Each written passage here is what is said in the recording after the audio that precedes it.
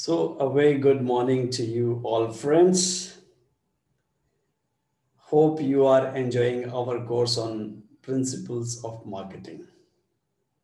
Marketing is interesting, glamorous, ubiquitous. It's everywhere.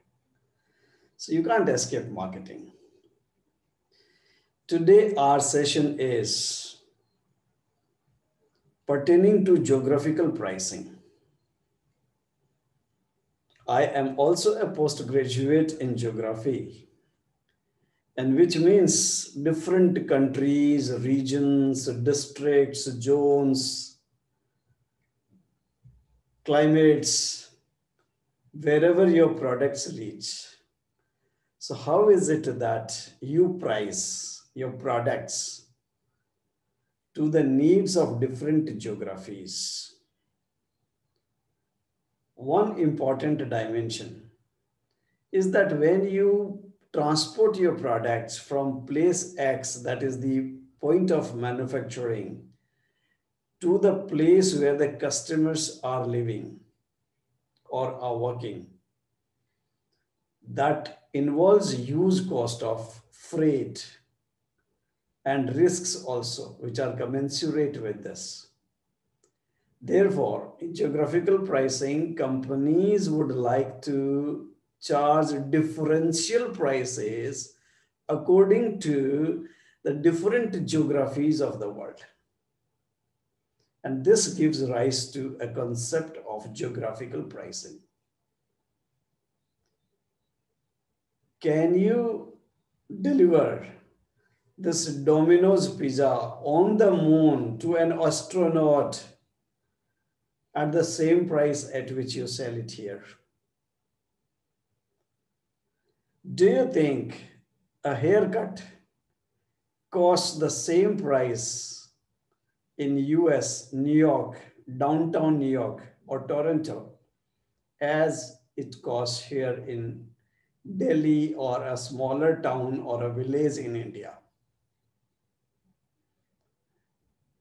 So this is a concept that can you charge according to the geographical conditions? Will you require a different method of pricing because it suits a particular geography? And this is our concept of geographical pricing. I want to take you further on this, and we want to discuss what exactly is this geographical pricing.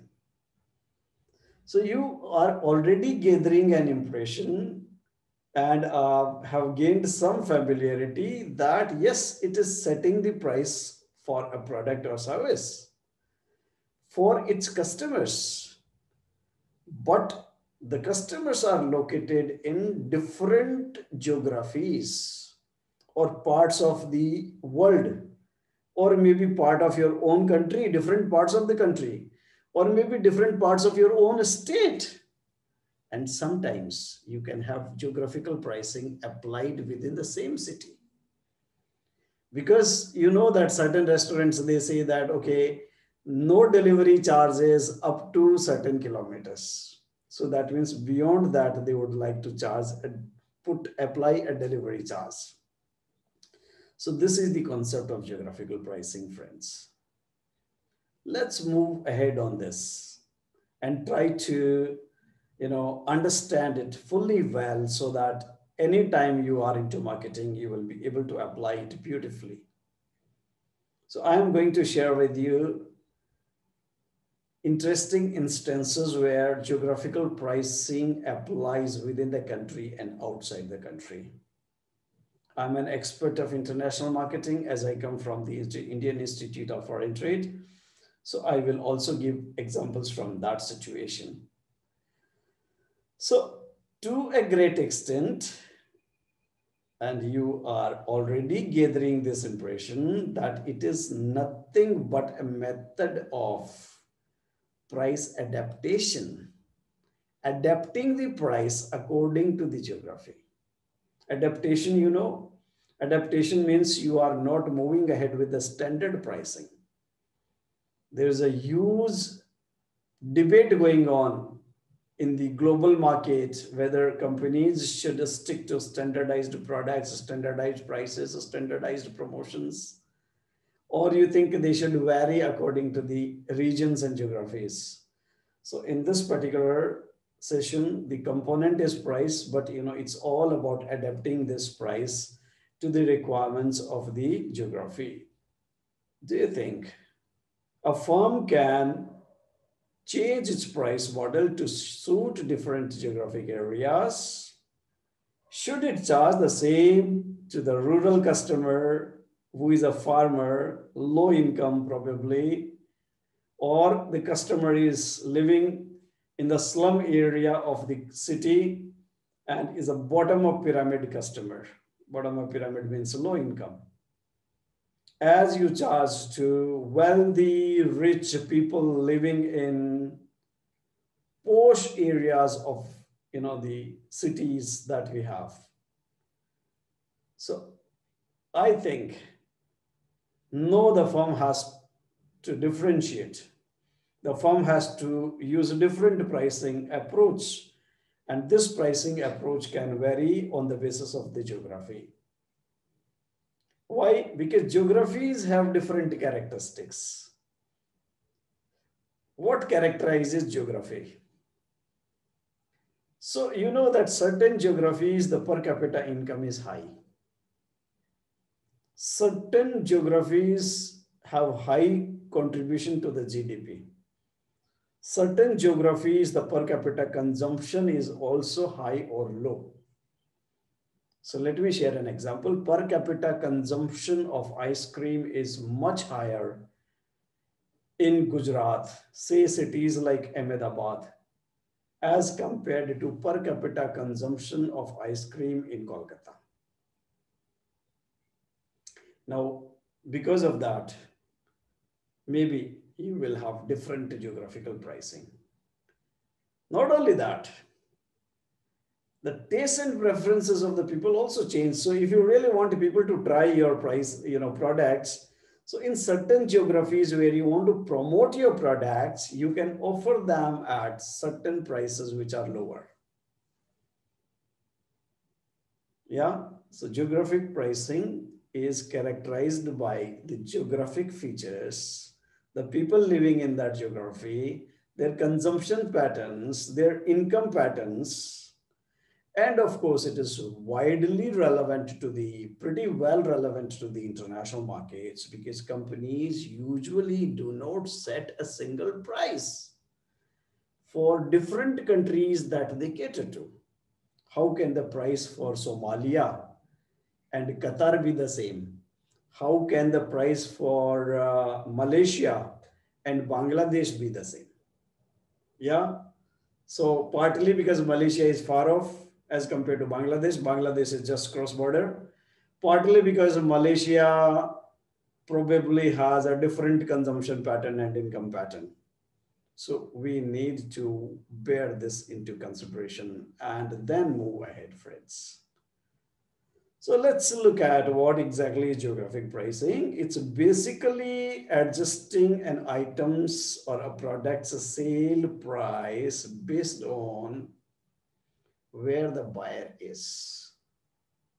Where the buyer is located. Is the buyer in Antarctica? Is the buyer in Europe? Is the buyer in Mumbai? Is the buyer in a village in Thar district, Thar desert of Rajasthan? Where is the buyer living? Where is the buyer based? And this price difference could be because of some of the regions, because I said geography means distance. Distance means transport, travel, making arrangements to make the product available and reach there, which involves costs. So this cost, the shipping cost, the transportation cost, is a major component of the total variable cost. Yeah. And therefore, pricing policies may have to be established by the firms in such a way that a buyer pays all the freight costs, expenses, or the seller has to bear. Either the buyer bears or the seller bears. Normally, the buyers will have to bear if they are geographically at a distant location. Unless the seller has another marketing related objective and a mission to achieve through lower pricing.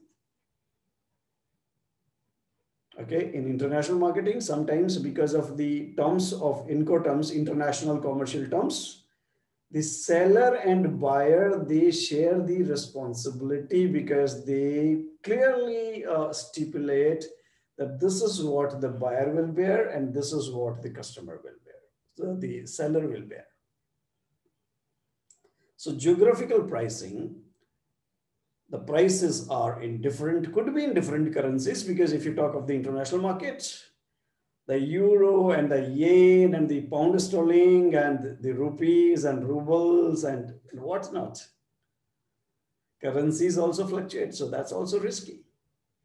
So geographical pricing is encompassing the pricing component and determining this price in different places where customers are located.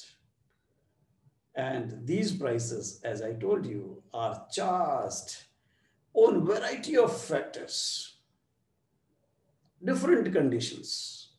Economic conditions are not the same of all the countries. Some countries are economically advanced, more developed.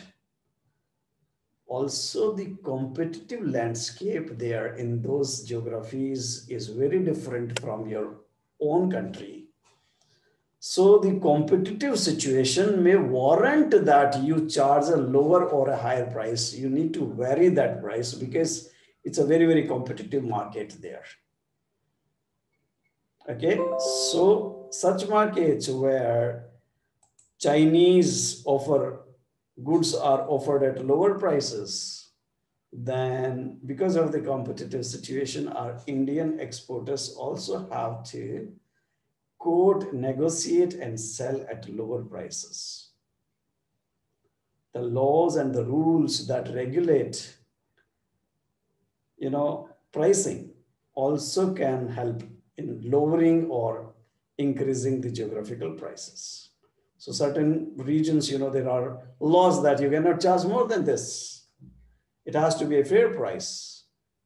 The distribution system, there are expectations of margins by the retailers and distributors and overseas agents. And because of that, when you talk of geographic pricing, I think you need to bear in mind the cost of freight, warehousing, and everything, logistics particularly, and consumer perceptions.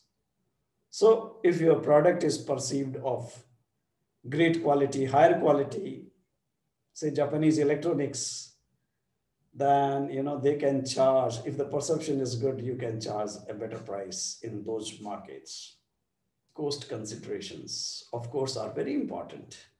So when you charge geographic pricing, not only the cost of goods sold or the costs, the variable cost, the direct material cost, the labor cost, etc., but also the transportation cost, freight cost, insurance cost, logistics costs, and the cost of distribution in those countries. Such considerations are equally important. Yeah. So international pricing, let's say the global companies like Levi's or McDonald's or KFC, they do charge very different prices depending upon the geographies, because they're present in almost many countries. They're truly global companies. And there are a couple of different ways of geographical pricing. I am going to discuss the types of geographical pricing, each of the types with you now. Yeah. So you know the concept of geographical pricing, but I think we must understand that what can be the various forms of geographical pricing and what exactly does it mean. So I want to take you forward on this. The first form of geographical pricing it's called FOB. FOB refers to free on board. Free on board origin pricing. What does it mean? Free on board origin pricing. It means the customer pays the freight from the factory to the destination where the customer lives. That means it is very much like saying like X works price. So I have priced my product at my factory, and from this factory, when you take this product to any particular place, I expect the customer to pay the transportation cost, the consumer to pay the transportation cost. Even if I am facilitating distribution through my distributors and transporters, still I add that cost to the price. So customer actually has to pay the price depending upon the geography, because my pricing is FOB origin pricing. So I say I'm going to charge X works. So if you remember in one of the cases when I discussed with you the plastic floor cover, the company has a manufacturing cost in India per square yard, and the company can say that, well, our X works price is going to be 120 rupees per square yard. And beyond that, the company says that everything is going to be extra. Insurance, you pay. Packing and forwarding, you pay. Freight, you pay. Installation, you pay. Local taxes and duties, you pay. You means the customer pays. Now, this is FOB origin pricing. Having cleared this, the second important geographical pricing is the way you quote the price. That the company says, I'm going to charge you 20 rupees per square yard or 20 rupees per unit. And then the company quotes that plus freight. And this freight is, you say, I am going to charge you X freight. So towards freight, you charge separately. And in this case, the freight is almost fixed because you have already calculated and you said that, okay, this is uniform delivered pricing. Uniform delivered pricing. That means when the product gets delivered to you, the price has a component which is a freight component. So when customers compare, they say that, okay, they pay the same price, which includes the delivery charges also. Right? And that's a standard delivery charge. So the price becomes uniform for the customers. Now, it may not be the case in the international markets. It may be possible only in one city, region, or a state. Therefore, since the geographies are vast, companies like to practice another important method, and that is called zone pricing, ZONE. So you set different zones. Northeast zone, central zone, and according to the zone, you try to price. Company sets up the zones. First thing in zone prices, company sets the zone. Second thing is that the customers in different zones, they pay differently. So let's say I'm in zone X, I pay X price. If you are zone Y, then you pay Y price. So your price is different than my price. Petrol prices are different city-wise. You know that certain products like cars and certain consumer durables, companies set zones, and those products, because of the taxes, maybe because of certain things, the pricing is zonally decided. So in one particular zone, you maintain a uniform price. However, you can create, slice and dice as many zones as possible, and you can do pricing accordingly. Yeah. And then comes freight absorption price. What does it mean? It means that the company, the seller, the brand, the manufacturer absorbs all price or part of the freight. Okay, it's called freight absorption. So I absorb the freight as part of my cost of doing business, and then I price it.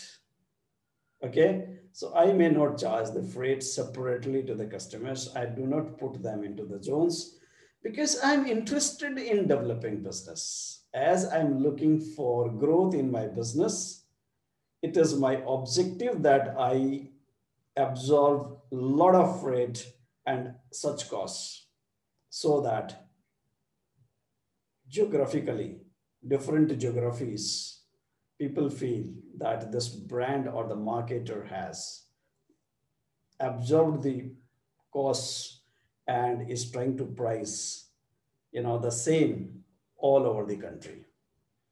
Okay, so this is also pretty interesting.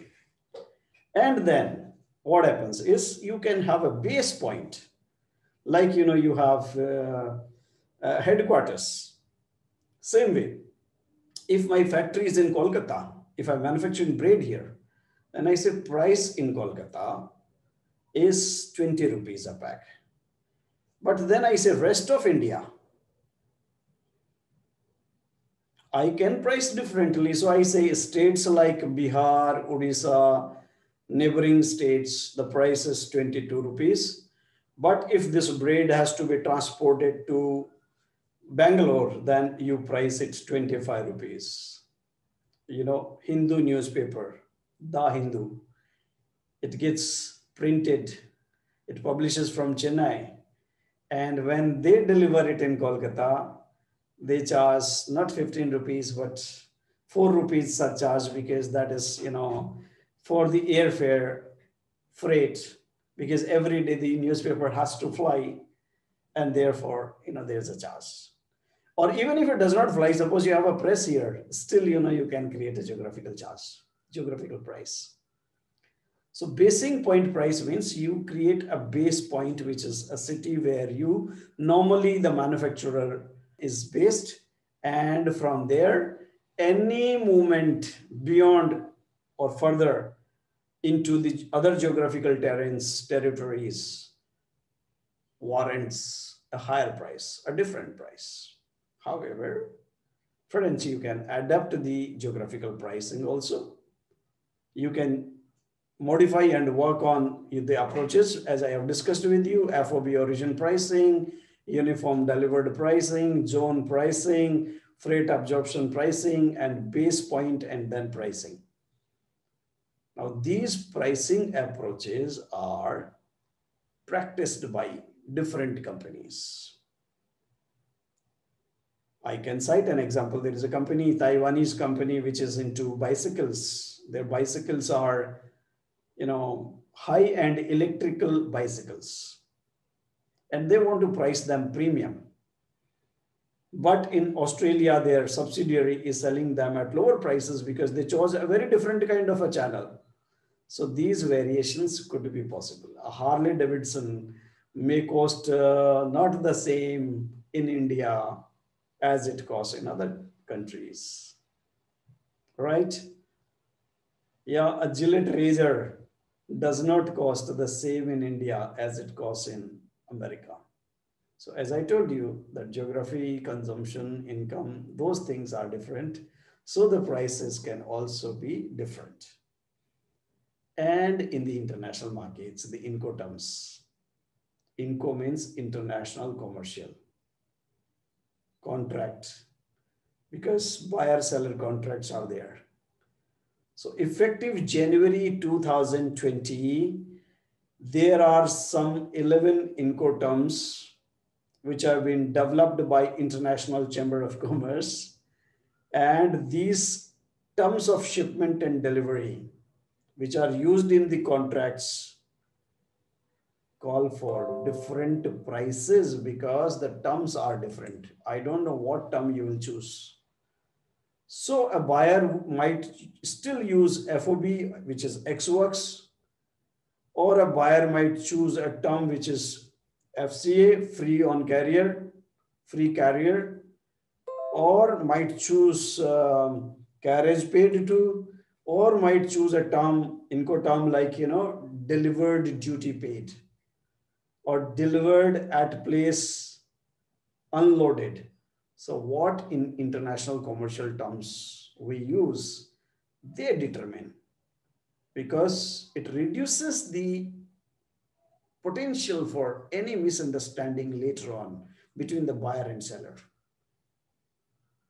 Why? Because the costs, risk, and responsibilities of transporting and shipping across geographies is minimized, eliminated rather. So a precise geographic place is indicated there.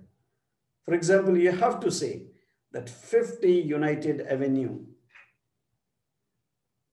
New York, and then you state that this is state and USA. So you mention a precise geographical location. And when you do that in terms, then once you specify whether the terms are X works or delivered with cost insurance freight or CFR cost and freight, accordingly the pricing is negotiated with your buyers. So friends, international marketing, it has a lot of relevance. Even within the country, it is highly important to understand geographical pricing. Sometimes in international markets, two firms may only price in terms of barter. That, okay, we'll directly exchange goods. I'll give you this and you give me that. Or you say that, okay, partly we exchange with goods and partly you pay me cash. Or partly I can say that, okay, you can pay me in the form of products manufactured by you, right? So suppose I am your technology service provider, technology provider. If I have supplied you equipments, then it can be a buyback arrangement that I will buy back from you. Yeah. Or we can offset. What offset? In offset, you receive payments in cash, but you agree to spend some of the money in the, in my country on the products and services. So these are also the arrangements which, sometimes governments, they come into these contracts and they negotiate. And so offset pricing, barter pricing, buyback agreements or compensation deals, they are also there when it comes to geographical pricing. Summing up, I would like to say that geographic pricing relates to how a business chooses to price its products in the different geographies of the country as well as abroad. And this, as I said, it can be within the country and outside the country. And when you select those prices, you bear in mind the marketing strategies. You look at the transportation costs. And if you are pricing in a country which is high income, high average income, then maybe you overprice, price a little higher. And if you are selling pharmaceuticals to a poor country like Africa, then you may price them very, very economically and in an affordable way.